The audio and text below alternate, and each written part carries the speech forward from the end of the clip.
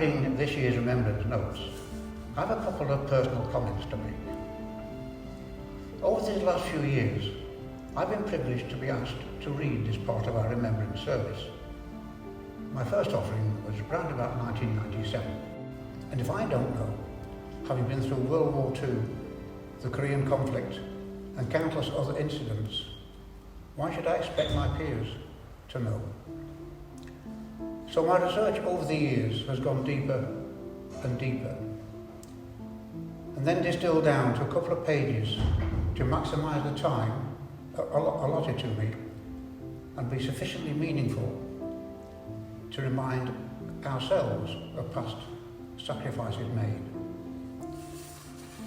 My dad was a hairdresser. In wartime, he was a provost marshal in the military police. He was killed in 1942 in Palestine, as it was then. German bombers destroyed our business in Hull.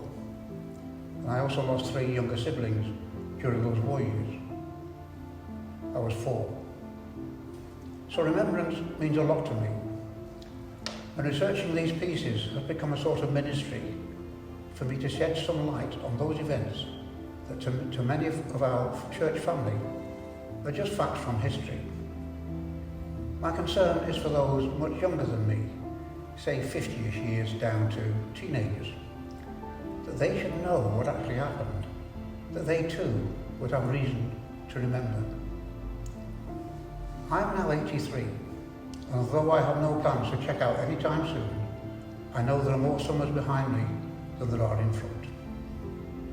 So to me, time is precious, and I may not always have the privilege of bringing these notes. War is for idiots. This is not a story where everyone gets up and goes home happy. It is not a game. War kills, it maims, and it destroys. Sometimes, however, we have to fight to preserve the freedom that we have. Ecclesiastes chapter 3 verse 8 says that. And I hope my research emphasises that. I think that Winston Churchill, our wartime Prime Minister, had it right when he said that to jaw is better than to war.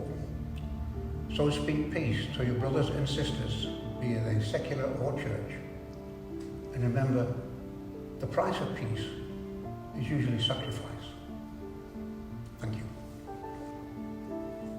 And now to Remembrance 2021. At this time of national remembrance, it is right and proper to recall the sacrifices made by those who have been called to arms to defend not just our national interests, but to defend our freedoms. To help illustrate this, and to demonstrate the frequency governments fall out with each other, I've gone further back than the 2 catastrophic world wars. I've gone back to the Boer War of 1899 to 1902. The reasons why the UK, or Britain as it was then, are open to debate. The casualty list, however, isn't. 22,000 men died, 14,000 from disease. No one in this room will remember those battles, although my great-grandfather, Oscar Reed, fought there. It's also worth noting that the American-Spanish War finished in 1902, and that somewhat blunted the United States' appetite for war. So the Boer War finished in 1902, and just 12 years later, just over a decade, we fell out again. And this time, World War I erupted. 1914 was here. Again, the call to arms, this time to defend freedom, not national pride. Tens of thousands of men died in the slaughterhouses called trenches. Who can forget the quote from Walter Young of the Post Office Rifles, who, after helping reinforce their particular trench, were suddenly surrounded by badly wounded men following a German attack. The awful suddenness by which a man, sound and strong 1 minute, could become a broken wreck the next. The hopes and ambitions of life built up over the years, all blighted in a moment. Then peace in 1918, at least for a while, and then World War II.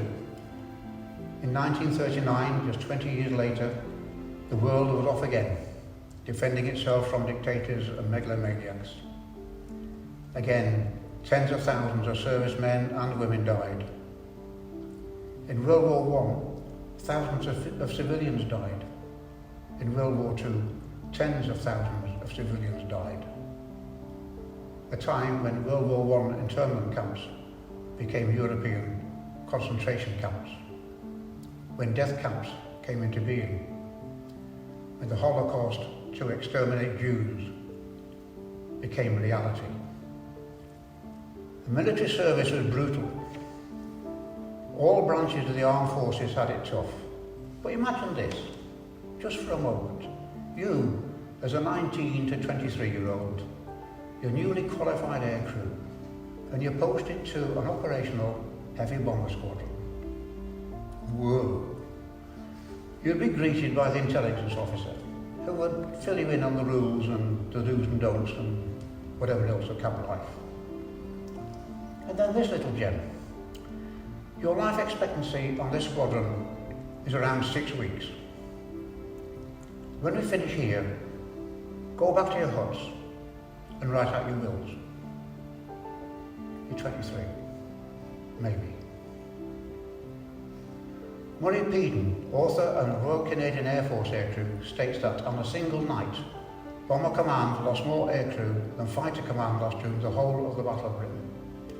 Yet the crews buckled on their chutes and set out with unshakable resolution, night after night, to face flat batteries, engine failure, night fighters, and freezing temperatures.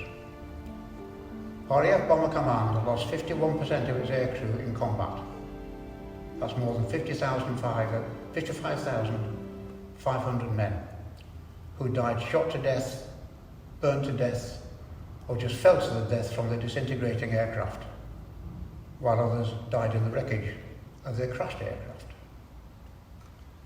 Captured survivors who landed by parachute had every chance of being hung from the nearest lamppost by furious German citizens. I hadn't realised that before. And it was men who died. Women didn't fly combat in those days, but they did deliver aircraft to airfields for combat.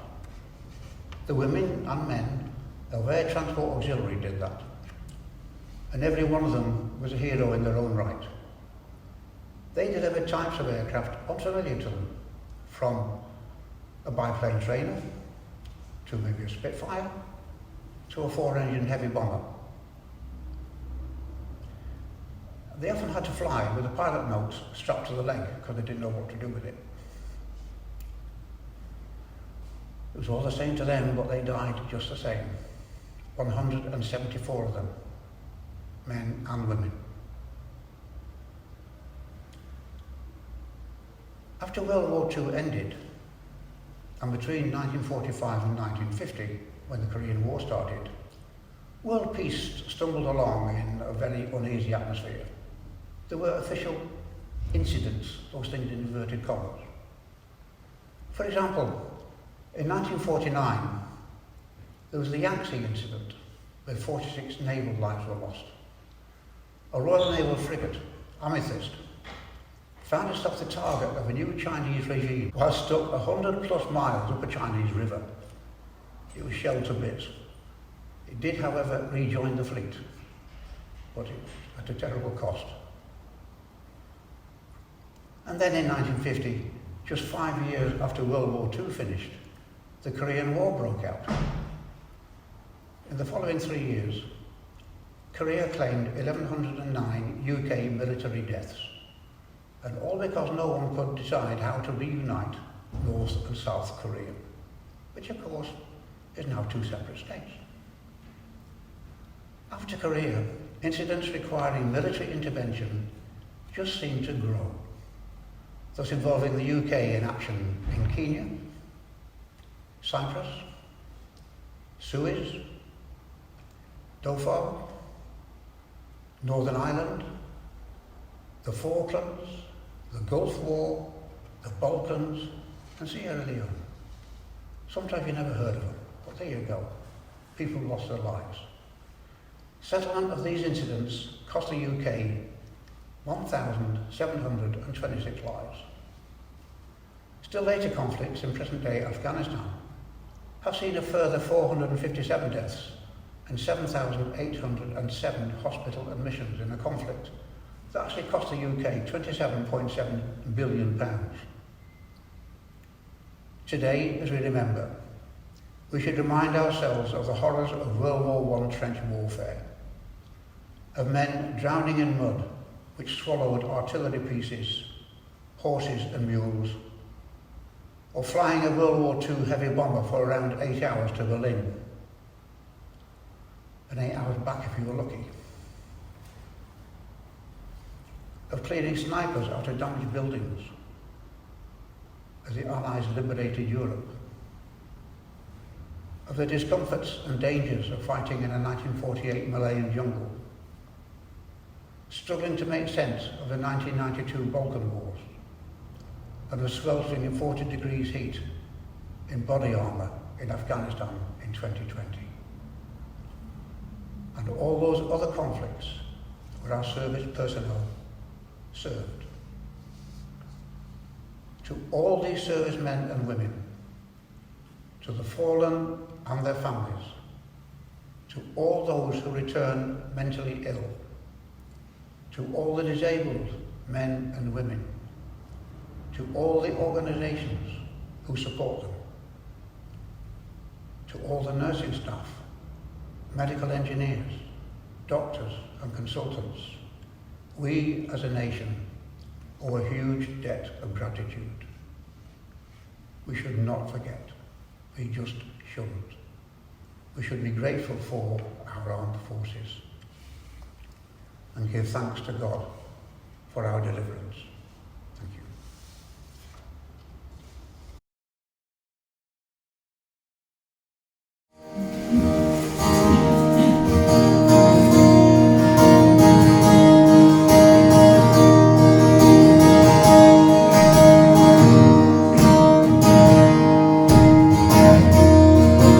Jesus Christ, I think of all your sacrifice. You became nothing, poured out to death.